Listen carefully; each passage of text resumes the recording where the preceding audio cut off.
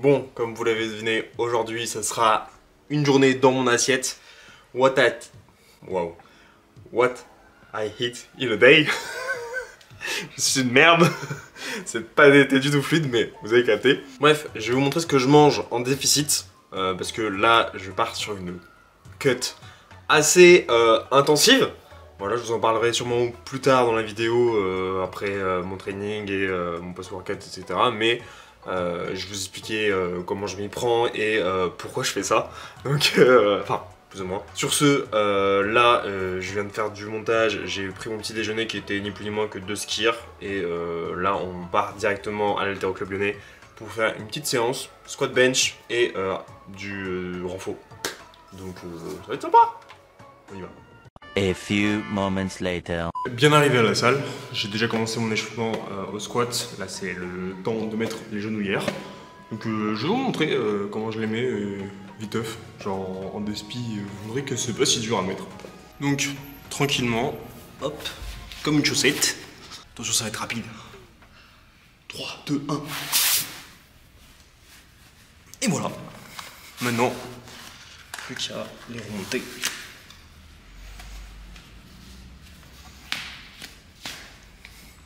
Easy. Vois sur ton chemin, gamins oubliés, égarez-toi de leur la main pour les mener vers d'autres landes. Donne-leur la main pour les mener vers d'autres landes. Sans cœur de vie, loin de l'espoir, lointain de la vie. Sentier de gloire, la vie de la vie. Sentier de gloire, sentier de bonheur enfantin. Trop vite oublié, une lumière dorée brille son teint tout au bout du chemin. Une lumière dorée brille son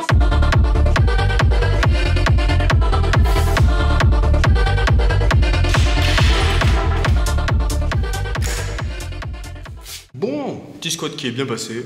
C'était en single. Là, maintenant, j'ai des back-off en x7. Ça va taper. Mais ainsi va la vie. En vrai, ça va parce que c'est pas trop. C'est début de bloc. Genre, je sors d'un deload donc ça va. Mais ça tape toujours les x7. Mais ouais, j'ai des singles dans mon début de semaine parce que bah, on a vu que je réagissais bien à ça, moi perso. Donc, pour ça, pour moi, vous me verrez faire souvent des trucs un peu lourds. Bonjour! Un squat qui est plutôt bien passé en tout cas, content, c'était bien, c'était RPE et tout, donc easy peasy. Je suis passé au back-off et on se retrouve pour du closer bench press, voilà, si à la vie. En vrai non, ça va, j'aime bien le closer grip au bench, genre c'est sympa. En plus, du coup, mon closer grip était mon tout premier comp grip, donc je renoue un peu avec mes anciens amours, on va dire.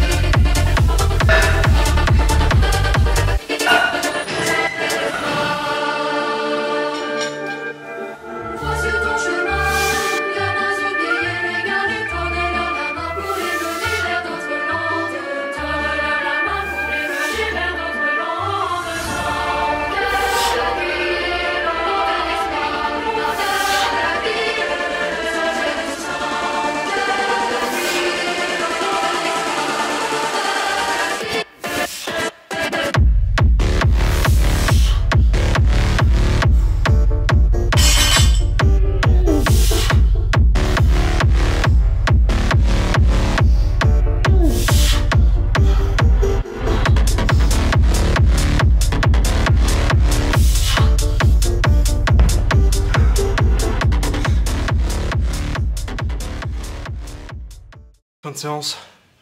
Je suis capoute. Je sais pas si je vous mets ça juste après le bench ou si je vous mets ça après mon renfo, mais si vous n'avez pas vu mon renfo, au moins vous allez voir que je me la donne. Et si vous l'avez vu, vous voyez que je me la donne. Franchement, je déteste les fentes bulgares. Les fentes de base, c'est déjà mieux, mais les fentes bulgares, c'est à ce moment-là où je me dis putain, faudrait peut-être que j'augmente mon cardio pour pouvoir mieux récupérer, mieux encaisser la chose. Parce que c'est d'un point de vue souffle. Heureusement en ce moment les températures baissent, donc je le vis beaucoup mieux, mais il y avait des moments là où je finissais mes séances en mode il me fallait 15-20 minutes, là où j'étais pas bien, etc. Et là où il fallait que juste que je m'allonge, je boive un peu, et limite que je bouffe. Alors des fois j'avais des bonbons donc je les bouffais. Donc bref, une bonne séance de fête, plutôt tranquille comme dit, c'est semaine 1, c'est bien, on commence tout doux. Et en vrai ça a assez bien bougé donc c'est bien. Bref, je me change, petit coin de tea, et on se retrouve après. Aucune idée de comment on va rendre ce plan, parce que je bouge, je marche, je descends les pentes de Croix-Rousse. Donc, je sais même pas si on dit les pentes de Croix-Rousse. Bref, désolé, shame à tous mes Lyonnais, mais je suis dans les pentes quoi, ça parle. Donc, je vais essayer de ne pas me casser la gueule, mais comme vous pouvez le voir, du coup, je fais une partie de mon retour à pied.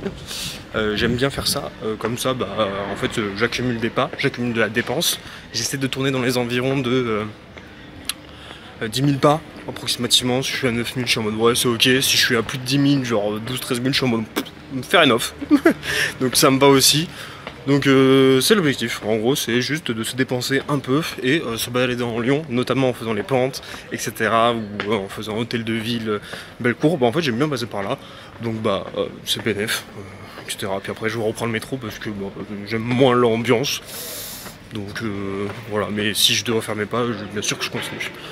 Voilà, c'est pas à négliger le nombre de pas que vous faites dans la journée. Parce que si en fait vous êtes au tout début de votre cut, vous êtes en déficit. Mais au fur et à mesure que vous avancez dans le cut, vous êtes de plus en plus fatigué et votre NEAT commence à chuter. NEAT c'est Non-Exercise Activity Thermogenesis. En gros c'est la dépense qui n'est pas liée à l'exercice physique, que vous faites un peu comme ça, quand vous allez faire les courses, quand vous allez vous déplacer pour prendre le métro, le bus, etc. Si cette data elle a tendance à baisser, vous vous en rendez pas forcément compte. Donc vous avez toujours le même total calorique, sauf que vous dépensez moins. Donc en fait, votre calories out est moins important. Donc au final, votre dépense énergétique, enfin votre déficit calorique est moins important, voire nul. Bref, j'en ai marre de tenir la caméra à bout de bras. J'ai l'impression de faire de l'élévation frontale en isométrie. Donc je vous laisse. A few minutes later. Bien arrivé, direct prêt pour manger mon post-workout. Donc je vais vous montrer ce que je mange et pourquoi je le mange. Donc d'abord, petite entrée. De petites salades de tomates, enfin tomates cerises. Vous voyez en fait juste, je les ai coupées en rondelles, juste en deux, et j'ai mis du sel et du poivre dessus. Si je fais ça et que je les laisse pas entières, c'est tout simplement pour me forcer à manger plus lentement, et donc mâcher plus, et donc avoir potentiellement une satiété plus grande. Donc voilà, c'est une petite astuce, voilà. Pour le plat principal, là où il y aura les protes, etc., pommes de terre avec du fromage par-dessus, ça me rappelle les gratins au fromage que ma mère me faisait quand j'étais plus petit. Mais là c'est du camembert allégé, genre il y a 100 grammes. C'est celui-là là, de Bright Light, incroyable, 5% de matière grasse, donc une petite bombe, genre je crois qu'au 100 grammes c'est 25 grammes de prot et 145 kilocalories, comparé à un fromage classique qui a 20 grammes de prot et qui doit tourner aux alentours de 300 et plus kilocal, donc bon, très bonne alternative. Ça n'a pas exactement le même goût qu'un camembert, logique, mais je trouve ça vachement bon. Et les pommes de terre, parce que c'est un aliment très rassasiant, donc banger en termes de satiété. Pour le dessert, je sais pas trop quoi, mais ce sera sûrement comment on appelle ça ? Ce sera sûrement du skyr. Je sais pas si je mettrai pas une pomme dedans ou quoi, ça dépendra de ma faim. Donc bon, on verra. Pour les pommes de terre, c'est super simple, parce qu'on avait un truc comme ça. Genre on met ça viteuf au micro-ondes, on peut le faire revenir à la poêle, bon perso je l'ai pas fait, c'est prêt en 5 minutes, donc incroyable. Voilà, je vais déguster ça, ça me fait un repas en comptant potentiellement dessert qui sera un peu plus à 500 ou quoi, environ 500 kcal, donc plutôt sympa et peu calorique. Du coup, final de dessert, il n'y aura pas de pommes, c'est juste du skyr avec de la grenadine, enfin du sirop de grenadine. Oui, je mets du sirop. Qu'est-ce qu'il y a? En vrai, ça donne un goût de fou. Donc voilà, je mets vraiment pas beaucoup. Genre là-dedans, là, on dirait pas, hein, mais il y a 7,5 grammes de sirop. Voilà, je touille ça, et après, perfecto. Bon, je vous replante plus tard dans la journée pour vous faire le topo de pourquoi je fais cette cut, qu'est-ce que sont mes objectifs, etc. etc. Bref, on va commencer par le tout début. Je veux faire la compétition, et je vais faire la compétition du Soyons Talker Meet, Winter Edition, donc qui se passe à Lyon, dans le terre-terre. Et cette compétition, je veux pas la faire en moins de 74, comme j'ai l'habitude de les faire, mes compétitions jusqu'ici.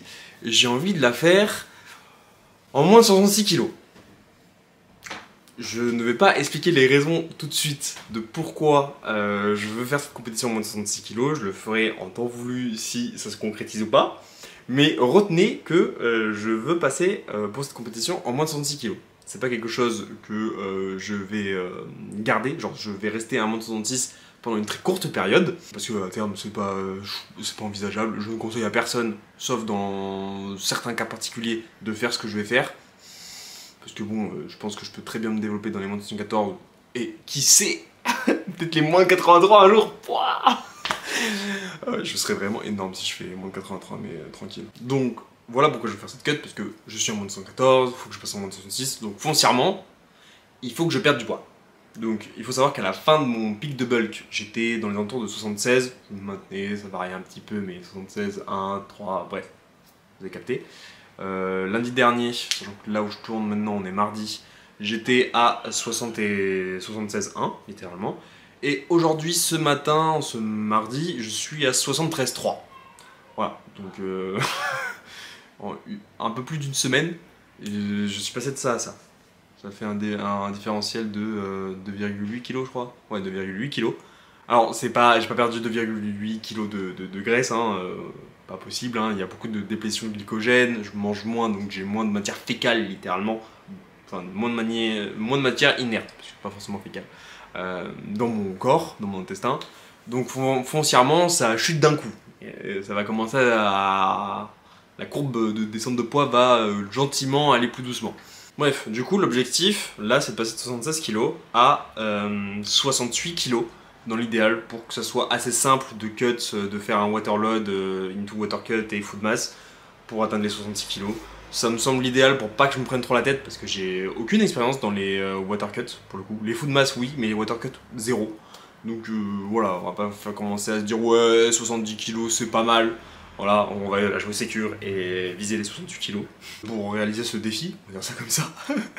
Je suis parti sur une perte de graisse rapide, donc là où j'ai un déficit important, comme vous pouvez le voir, là je tourne dans les alentours de, pour cette journée, sûrement dans les alentours de 1700 kcal, et sur mes jours off, souvent dans les alentours de 1500 et plus, 1550 kcal. C'est ce qui me permet d'optimiser ma perte de graisse tout en conservant mon muscle. Oui, effectivement, on peut faire des déficits agressifs. C'est quelque chose qui est très répandu de dire oui, si tu veux faire un déficit, il faut y aller doucement, fais un déficit de 200 cal. C'est beaucoup ce qui est dit, au final, c'est pas fondé sur grand chose. En réalité, ça peut très bien marcher de faire un déficit agressif. Donc dans mon cas, je crois que je suis à un déficit de 800 ou 900 cal, truc du genre, voilà. Et c'est réalisable, en fait, ça dépend de vous, hein. Moi perso, j'aime bien, enfin ça me dérange pas de me priver autant, parce que je vois le poids sur la balance qui me motive, je vois les résultats dans le miroir qui me motivent.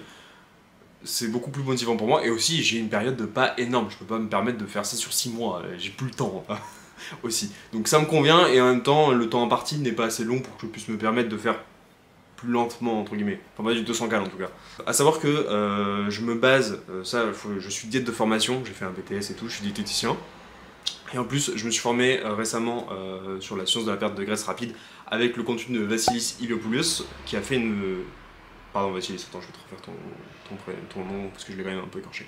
Vassilis Iliopoulos, qui est une personne que j'admire, on va dire ça comme ça, que je respecte énormément dans les domaines de la nutrition, qui sait vraiment ce qu'il dit, c'est pour moi une référence, surtout dans le domaine francophone, et pour moi il n'a rien à envier à tout ce qu'on peut voir outre Hexagone. J'utilise des termes, moi je me sens plus bêté. Bref, ouais, du coup je fais cette formation, enfin j'ai fait cette formation qui est basée, qui est très evidence-based, donc je la conseille à tout le monde. Si vous voulez vous former sur le sujet, allez-y, c'est un petit banger. Et je trouve que pour sa qualité, elle n'est pas très chère. Voilà. C'est pas sponsor, hein, c'est pur pure vérité.